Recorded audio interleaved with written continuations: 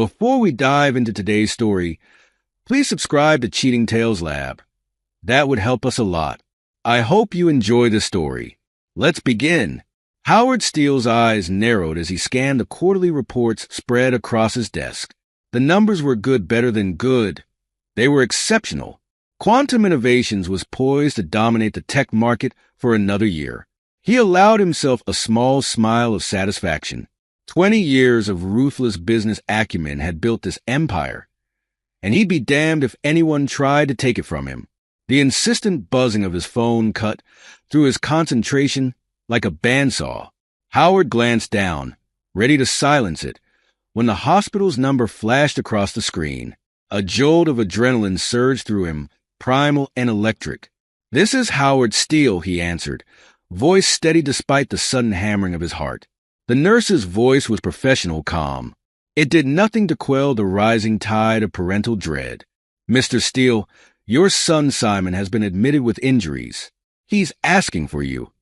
Howard was already moving, long legs eating up the distance to the elevator.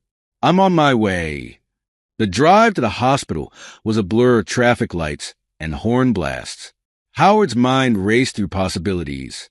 A car accident? A bar fight? Simon wasn't the reckless type, but at 19, who knew what trouble he could have stumbled into? The emergency room assaulted his senses, the sharp tang of disinfectant, the cacophony of beeping machines and hushed voices. Howard spotted Simon immediately, hunched on an exam table. His son's usually confident demeanor was gone, replaced by something small and broken.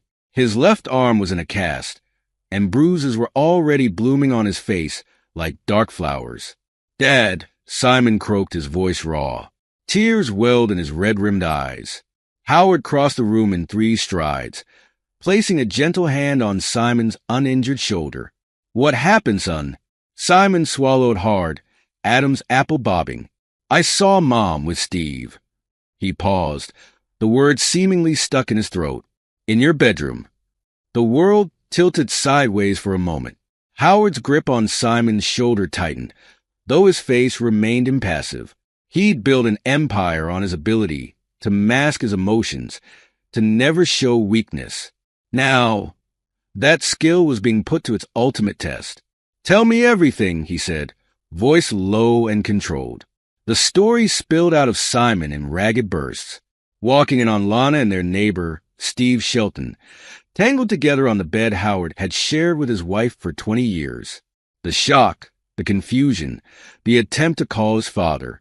Then Steve, all drunken aggression, grappling with Simon, the sickening crack as his arm broke against the doorframe, and Lana helping Steve lock her own son in the guest room before they both fled like thieves in the night. As Simon finished, a maelstrom of emotions raged behind Howard's carefully neutral expression. Betrayal, white-hot and searing. Anger, a slow-burning coal in the pit of his stomach. Concern for his son, the only person who truly mattered now. "I'll handle this," Howard said, squeezing Simon's shoulder. His voice was steel wrapped in velvet. "You're safe now. That's what's important." Simon nodded, some of the tension easing from his frame. He trusted his father implicitly. Howard Steele was a force of nature, a man who made things happen through sheer force of will. If he said he'd handle it, it would be handled. Howard left the hospital with a plan already forming. Also, Howard noticed Simon's injuries were not that serious. It seemed like he over-exaggerated his injuries. Simon might lied, but Howard didn't think about it too much. Right now, all he can think about is confronting Lana and Steve. He drove home, the familiar streets now seeming alien and hostile. The house loomed before him, a monument to 2 decades of lies. Inside, the silence was oppressive. Howard moved through the rooms like a ghost, noting the signs of Lana's hasty departure. Dresser drawers hung open, hangers scattered on the closet floor. In the master bedroom, the sheets were rumpled, reeking of betrayal and cheap cologne. A quick check of his home office confirmed his suspicions. The safe was empty, cleared of cash and crucial documents. Howard's jaw clenched. This wasn't just infidelity. This was theft. Acting on instinct honed by years of cutthroat business deals, Howard drove to Steve's house. As he pulled up, he spotted them, Lana and Steve, loading suitcases into Steve's ostentatious sports car. They moved with the easy familiarity of longtime lovers, their betrayal on full display. Cold fury crystallized in Howard's veins. He approached, footsteps measured and deliberate. Going somewhere? His voice cut through the night air like a whip crack. Lana froze, guilt and defiance warring on her face. Steve, never the brightest bulb, tried to puff himself up to look intimidating. He wilted under Howard's arctic glare. "Howard, please," Lana began, her voice tight with panic. "It's not what you think." Howard didn't let her finish. His fist connected with Steve's jaw with a satisfying crunch. The younger man stumbled back, blood trickling from his split lip.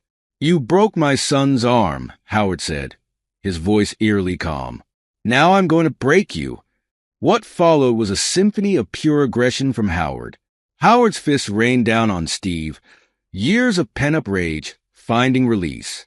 He barely registered Lana's screams, her attempts to pull him off. When he finally stepped back, Steve was a crumpled heap on the driveway, moaning pitifully. Howard turned to Lana, his eyes cold and hard. "We're done. Don't bother coming home. You've made your choice." As he walked away, he caught snippets of their panicked conversation. "Steve," spitting blood, "this wasn't part of the plan. We need those files." Lana, hissing back, "Shut up, you idiot. He might hear you." Howard's mind whirred into overdrive. Files? Plan? The betrayal ran deeper than he'd imagined. This wasn't just about a failing marriage. This was about his life's work. The next morning found Howard in a private conference room at Quantum Innovations. Across from him sat Frank Harper, the company's legal counsel and Howard's oldest friend. Frank's face was a mask of concern. "Howard, I'm sorry about Lana," Frank began, his voice gruff with emotion. "But something doesn't add up here. Lana's actions, they seem too calculated." Howard nodded, sharing his suspicions about the overheard conversation. As they delved into the intricacies of divorce proceedings, Howard's phone buzzed. An unknown number flashed on the screen, followed by a text message that made his blood run cold. "Back off, or everything you've built will come crashing down." Frank's expression darkened as Howard showed him the message. "Howard, I think we're dealing with something much bigger than infidelity here." "Agreed," Howard said, his voice grim. He revealed the final piece of the puzzle, the emptied safe, the missing documents. "They're after Quantum, Frank. This goes beyond Lana and Steve. Someone's pulling their strings." Frank leaned back, fingers steepled in thought. "We need to move carefully. If word of this gets out, the shareholders will panic. We could be looking at a hostile takeover." Howard's eyes hardened. He'd built Quantum from the ground up, turning a garage startup into a tech giant. He'd be damned if he'd let anyone take it from him. "We fight," he said, voice low and dangerous. "We find out who's behind this and we bury them." Frank nodded, a grim smile playing at the corners of his mouth. This was the Howard he knew, ruthless, determined, unstoppable when his back was against the wall. "Where do we start?" Frank asked, already reaching for his legal pad. Howard's mind raced, connections forming and plans taking shape. "We need to secure the company first. Lock down all sensitive projects, change access codes. Then we follow the money. Lana's been acting strange for months. There must be a paper trail." As they strategized, Howard felt a familiar fire igniting in his chest. This wasn't just about saving his marriage or his reputation anymore. This was war. And Howard Steele didn't lose wars. "One more thing," Howard said, his voice cold as a Siberian winter. "I want them to suffer, Frank. Lana, Steve, whoever's pulling their strings. I want them to regret the day they crossed me." Frank nodded, no judgment in his eyes. He'd known Howard long enough to understand. This wasn't about vengeance. This was justice, served Steele style. As they delved deeper into their plans, Neither man noticed the small device blinking silently under the conference table. Someone was listening, and the game was far from over. Howard Steele's office was a fortress of glass and steel, much like the man himself. He sat behind his imposing desk, fingers steepled, as he faced Ruby Winters. The private investigator's reputation preceded her, discreet, thorough, and utterly ruthless. Just the kind of ally Howard needed in this war. "I need everything on Steve Shelton and my soon-to-be ex-wife, Lana," Howard said, his voice as cold and sharp as a scalpel. "Leave no stone unturned." Ruby nodded, her eyes glinting with professional interest. "Consider it done, Mr. Steele. Anything specific you're looking for?" "Anything that doesn't add up," Howard replied. "I have a feeling this goes deeper than a simple affair." As Ruby left to begin her investigation, Howard turned his attention to the financial reports spread across his desk. The numbers blurred before his eyes, his mind replaying the events of the past few days. The betrayal, Simon's injuries, the confrontation with Lana and Steve. Each memory stoked the cold fury burning in his chest. A knock at the door interrupted his dark musings. Lawrence Stanley, Howard's business partner and COO of Quantum Innovations, entered with a grim expression. "Howard, we need to talk," Lawrence said, his normally jovial face etched with concern. "There are some financial discrepancies I can't explain." Howard's eyes narrowed. "Show me." As Lawrence laid out the troubling figures, Howard's suspicions crystallized into certainty. This wasn't just about Lana's infidelity. This was corporate espionage, a coordinated attack on everything he'd built. "Lock it down," Howard ordered, his voice leaving no room for argument. "Change all access codes. Restrict information flow. I want to know every person who's accessed our systems in the last 6 months." Lawrence nodded, already reaching for his phone. "What about the board? They'll want answers." "They'll get them when I'm ready," Howard replied. "For now, this stays between us." As Lawrence left to implement the security measures, Howard's phone buzzed. A text from Ruby. "Found something. Meet me at your house. Alone." The drive home was a blur of strategic planning and barely contained rage. Howard pulled into his driveway, noting the unfamiliar car parked across the street. Ruby's, no doubt. He found her in his home office, her expression grim. "You're not going to like this, Mr. Steele." "I already don't like any of this," Howard retorted. "What did you find?" Ruby held up a tiny device, no larger than a button. "This was hidden in your desk lamp. High-end stuff, live audio feed. There are probably more scattered throughout the house." Howard's blood ran cold, then hot with fury. They'd been watching him, listening to his every move, in his own home. "There's more," Ruby continued. "Steve Shelton? He's got priors for fraud, suspected ties to organized crime. And your wife. She's been making large cash withdrawals from your joint account for months, you might know that. Hundreds of thousands of dollars." Howard's mind raced, connecting the dots. The missing documents from his safe, the financial discrepancies at Quantum, the surveillance. This was no impulsive affair. This was a calculated attack. "What about Simon?" Howard asked, a rare note of concern creeping into his voice. Ruby's expression softened slightly. "Your son's clean, far as I can tell, but he might know more than he's letting on. Kids notice things, even if they don't understand what they're seeing." Howard nodded, already formulating his next move. "Keep digging. I want to know every skeleton in their closets, every dirty secret, and sweep the house for more bugs." As Ruby left to continue her investigation, Howard sank into his office chair. The leather creaked, a familiar sound in a world that had suddenly become alien and hostile. His phone buzzed again. Another text from the unknown number. "Tick-tock, Howard. How much are you willing to lose?"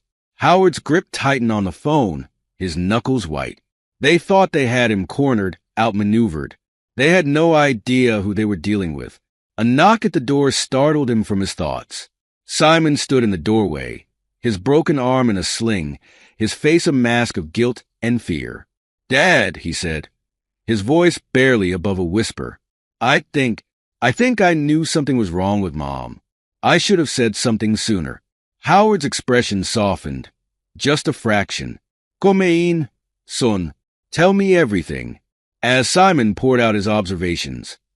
Hush phone calls, mysterious meetings, Lana's sudden interest in Howard's work projects. Howard felt a grim satisfaction. His son was observant, sharp, a true steel. "You did the right thing by telling me now," Howard said, squeezing Simon's uninjured shoulder. "We'll handle this. Together." Simon nodded, some of the tension leaving his frame. He trusted his father implicitly, knew that Howard Steele was a force to be reckoned with. As Simon left, Howard's resolve hardened. Lana and Steve had made a critical error. They'd threatened not just his business, but his family, and Howard Steele protected what was his. He picked up his phone, dialing Lawrence. "Meet me at the office. It's time to go on the offensive." The next few days were a whirlwind of activity. Howard and Lawrence worked tirelessly, setting up firewalls, tracking data access, laying traps for their unseen enemies. Ruby's investigation continued to uncover layers of deception and betrayal. It was late one night when everything came to a head. Howard was driving home, his mind churning with plans and countermoves, when he noticed something off about his car's handling. The brakes felt spongy, unresponsive. With a surge of adrenaline, Howard realized what was happening. He'd driven this road 1,000 times, knew every curve and dip. He managed to guide the car off the road, narrowly avoiding a catastrophic crash. As he stood by the roadside, waiting for a tow truck, Howard's phone buzzed. The unknown number again. "Next time, you won't be so lucky." A cold smile spread across Howard's face. They'd just made their final mistake. Now, it was his turn to strike. The next morning found Howard in his office, facing Lawrence and Ruby. The atmosphere was tense, charged with anticipation. "They tried to kill me last night," Howard said without preamble. "Tampered with my brakes." Lawrence's face paled, but Ruby merely nodded, as if confirming a suspicion. "So, what's our play?" Lawrence asked, his voice steady despite the shock. Howard's eyes glinted with a predatory light. "We set a trap, feed them false information about a major deal, something too tempting to resist." Ruby leaned forward, intrigued. "What kind of deal?" "A merger," Howard replied. "One that would triple Quantum's value overnight. The kind of inside information that could make someone very, very rich. They'll definitely come to steal, and we'll catch them red-handed." As they hammered out the details of their plan, Howard felt a familiar rush of adrenaline. The game was entering its final stages, and he intended to emerge victorious. Lana, Steve, and whoever was pulling their strings had no idea what they'd unleashed. Howard Steele was coming for them, and he would show no mercy. Howard Steele's office hummed with tension, the air thick with anticipation. He stood at the window, gazing out at the city skyline, a predatory gleam in his eyes. Behind him, Lawrence and Ruby waited, their faces grim with determination. "It's time," Howard said, turning to face his allies. "Let's spring the trap." The plan was elegant in its simplicity. They had leaked information about a major cash transaction happening at Howard's house. Bait too tempting for Lana and Steve to resist. Now, all that remained was to wait. As night fell, Howard's expansive home transformed into a high-tech command center. Hidden cameras covered every angle. Microphones picked up the slightest whisper. In a room upstairs, Lawrence monitored the feeds, ready to signal at the first sign of intrusion. Howard paced the living room, every muscle coiled tight. This was more than just catching thieves. This was about retribution, about making Lana and Steve pay for their betrayal. A soft beep from Howard's earpiece broke the silence. Lawrence's voice came through, tense but controlled. Movement at the back gate. 2 figures, approaching the house.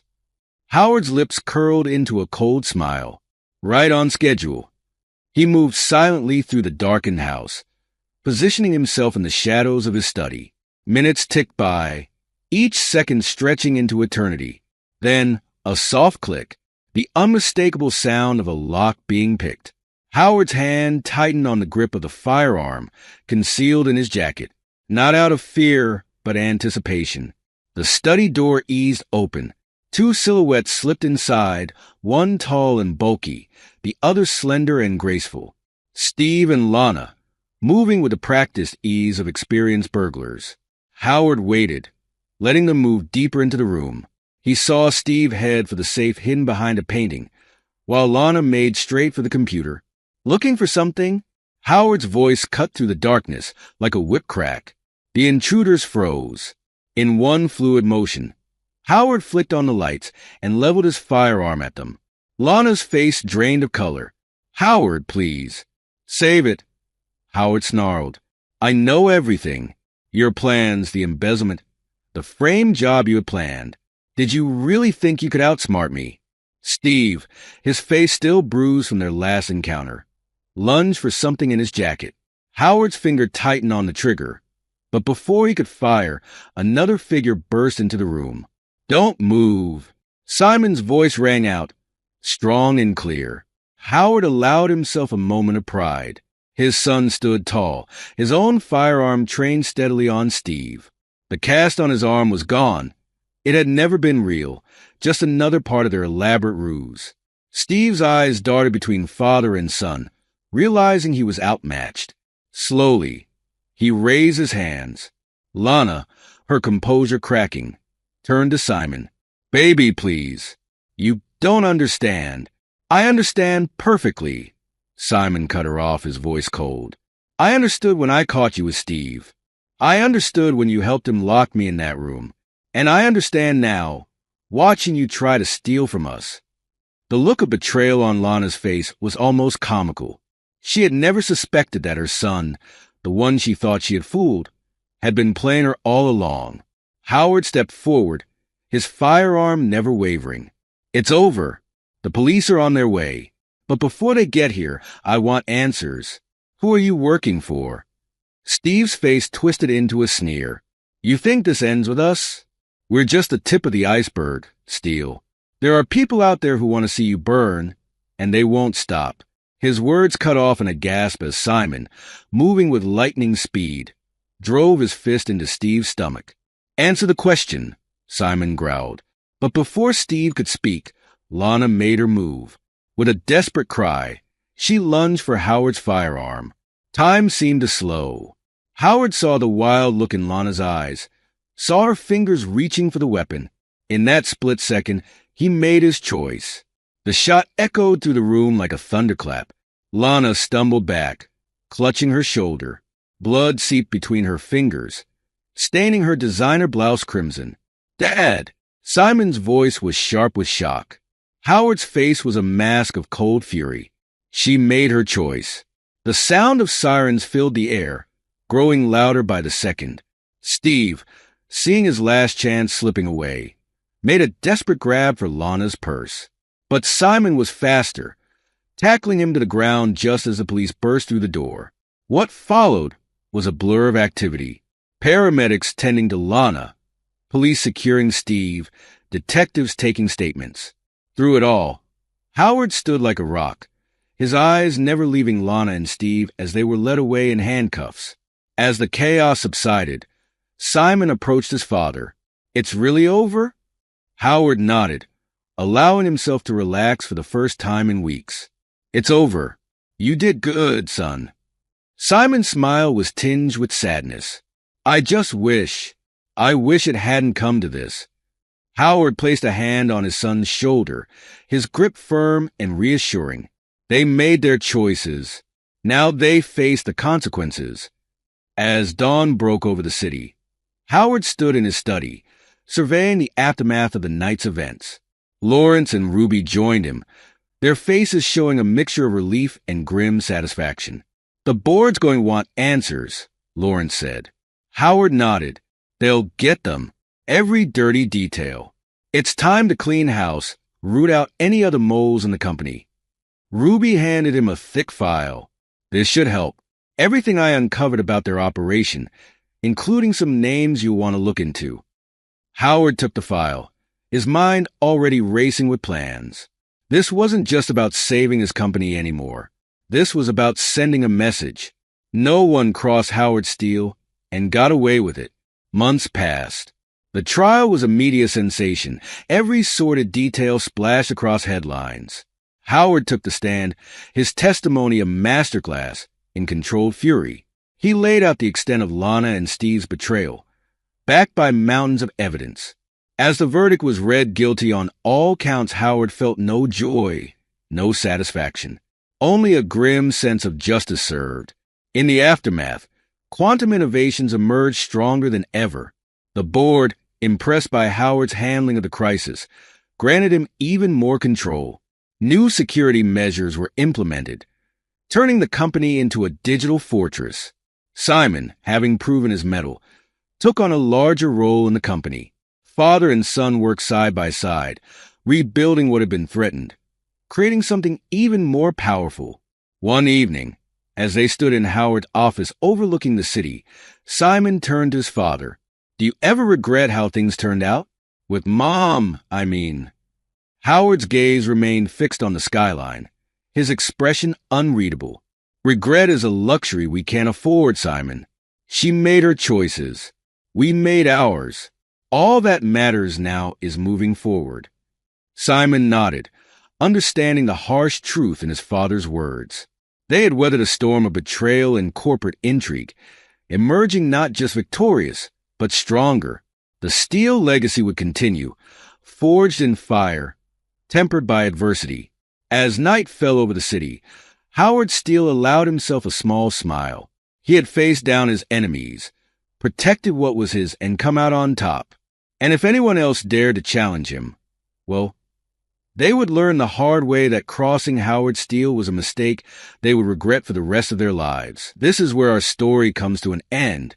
Share your thoughts in the comment section. Thanks for your time. If you enjoy this story, please subscribe to this channel. Click on the video you see on the screen, and I will see you there.